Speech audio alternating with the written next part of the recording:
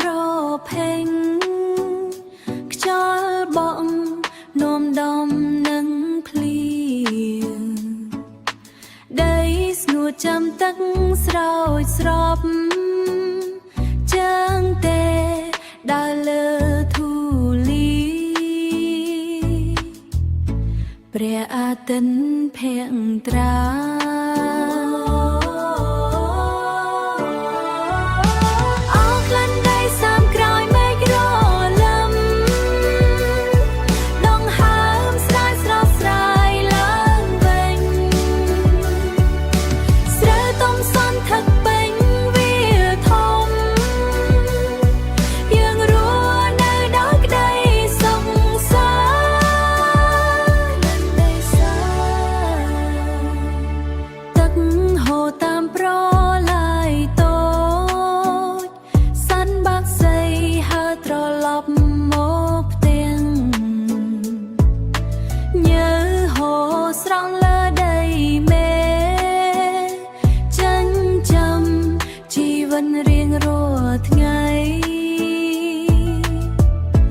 ក៏ឈប់សំរាងហើ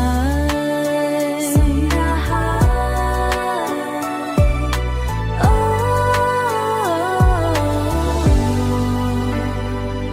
ភាពហត់នៅរលាយបាត់ត្រជាក់ចិត្តនិងត្រជាក់កាយទឹកជាឈាមនៃជីវិត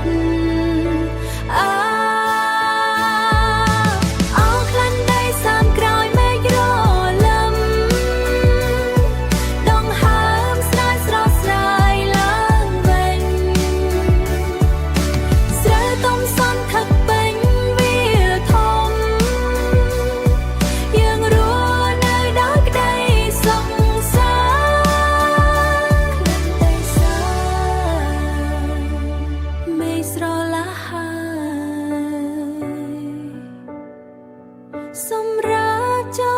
បងប្អូនណាខ្លាំងណាស់អើ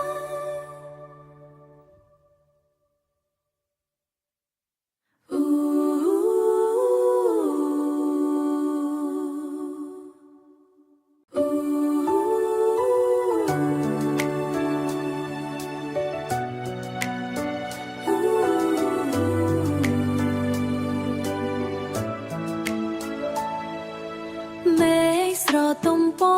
ប្រផេងខ្យល់បងនោមដំនឹងភ្លៀងដីស្ងួតចាំទឹកស្រោចស្រពជើងទេដើរលើធូលីព្រះអាទិត្យភ័ក្ត្រា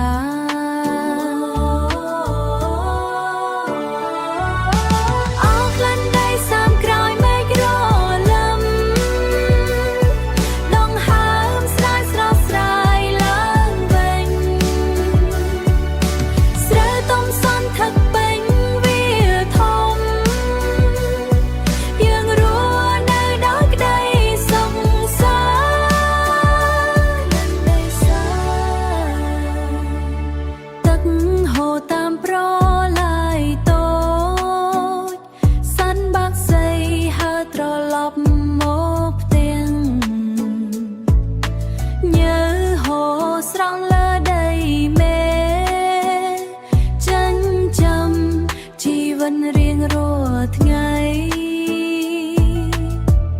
នឹងក៏ឈប់សំរាងហើយ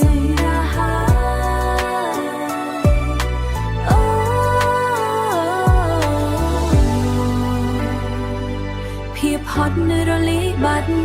ត្រជាក់ចិត្តនិងត្រជាក់កាយទឹកជាឈាមនៃជីវិត